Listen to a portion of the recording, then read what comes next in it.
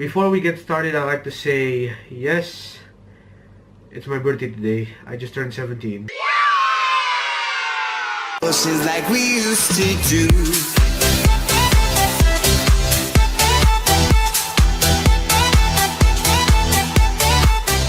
Greetings y'all, the name's JUNA.R.J, and in this video, it's more of a birthday video. Yes, I just turned 17, so by the time you're watching this, it's my birthday today, so happy birthday me. And by the way, this is not a birthday video. The reason I make this video is because I wanted to review all movies that I've seen during my internship times. So at this moment, I've been busy doing internships. After I watched How to Train Your Dragon 3, there were 4 movies that I was able to watch. One of them which I watched, Alita, but however the review got taken down, and I'll be reviewing that. So the movie I watched during the internship time was Glass, The Kid Who Would Be King, Alita, and the Lego Movie 2. Those were movies that I watched personally without reviewing, guys, and from now on I thought now it's time at this video, especially during my birthday, let's talk about movies that I've watched, and I'm gonna review as quick as possible without getting the details, and these are my thoughts on the movies, on why I like and why I dislike without having to tell more. So now let's start with our first movie.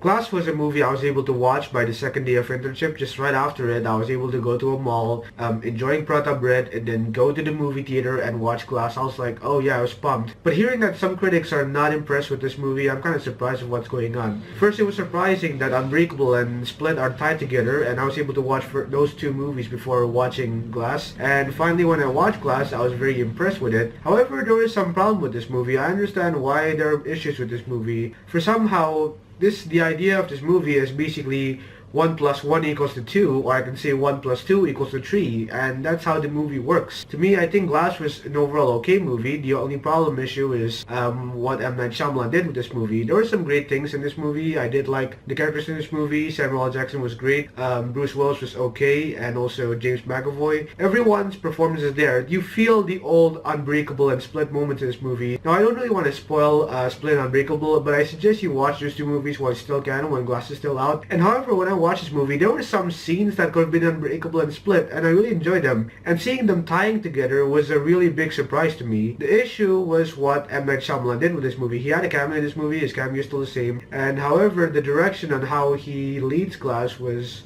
more of the problem. I mean, the third act was, it's kind of like okay, but it's not really that strong. It could have been, it's not vulnerable, I would say, for the final act, but during the ending scene somewhat surprised me and confused me. It also pissed me off in the ending of the movie, but when they did something very brilliant from M. Night Shyamalan, that's when I started to think, wow, that was a great plot twist over there. So overall, I want to say Glass is fine. I'm going to say Glass is a mastermind of confusion. Please, I suggest you watch Unbreakable and Split, because those movies are like, they're a trilogy together. I'd be pissed off if you see this as a Split sequel, because this is more of an Unbreakable sequel than a Split sequel. But however, James McAvoy did make more appearance. So now moving on to our next movie.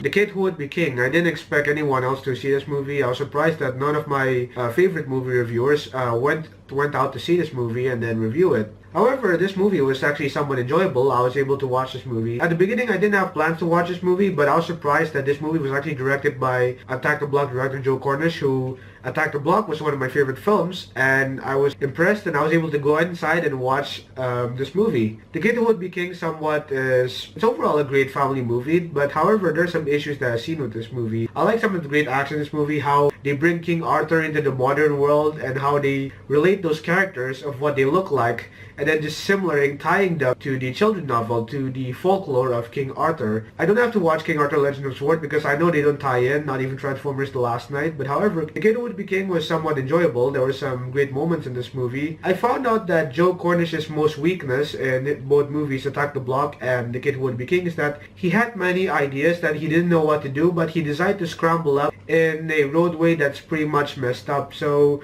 the direction's pretty irrelevant. So I'd say that The Kid Would Be King for 2 hours, they're really not focusing more on the plot line, but they're more focusing on the drama. For Attack the Block, they focus more on the action, but they needed the time to breathe. And that was one of the most biggest concern for me with this movie. But however, nonetheless, the movies are enjoyable. There's some great elements in this movie. That kid from The Dark Tower was there, which I was surprised. I like how they have the idea in the beginning where they become bad guys and then they become good guys in the end. And Merlin, he's overall fine. I'm gonna say The Kid Who Would Be King is a great family time during irrelevant times. I just got nothing to say with this movie. Overall, moving on to my next movie review.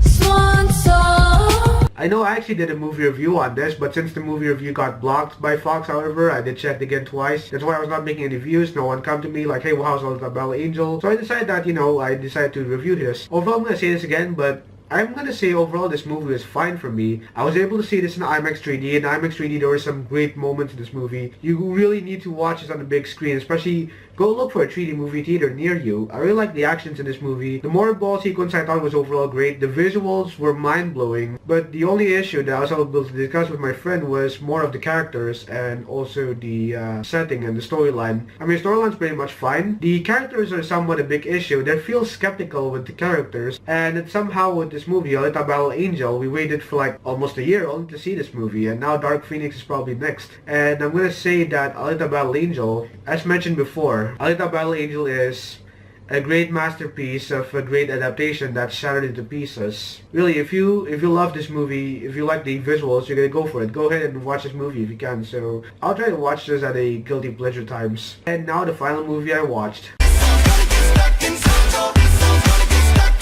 Lego Movie 2. It's overall, after 5 years, I've been waiting for Lego Movie to go on the big screen again for a sequel, and I was finally happy with it. I was happy to go on a night time and then watch this movie on a Saturday night, and it was actually great. Actually, I didn't expect anything when I first walked in this movie, like, what is Lego Movie 2 gonna lead to after the first film? And when I watched this with my clear eyes open, this movie really surprised me. And although it's different than the first movie, but however, it has a moral to it. And I like how somehow it tells you a moral, and how there are many plot twists with this movie, which actually really works in this movie. And for a sequel like this, I think I don't want to say that it's better than the Lego Movie, but it's kind of average, I would say. It ties in together, and the Lego Movie 2, it has a heart. It feels like a Pixar movie, if I could call it. And they still have the elements from the first Lego Movie, like every Lego movie in this movie. They still have the elements from the movie. They still have elements from the first movie, and that's the way to make a sequel. You need to have elements from the first film so that you can tie in for the sequel. And that's what I like about the Lego Movie 2. I'm gonna say the Lego Movie 2 is an awesome comeback for a great sequel. This movie was so far enjoyable. I really like to watch it again. I love the humor in this movie. There's some emotional times in this movie. God,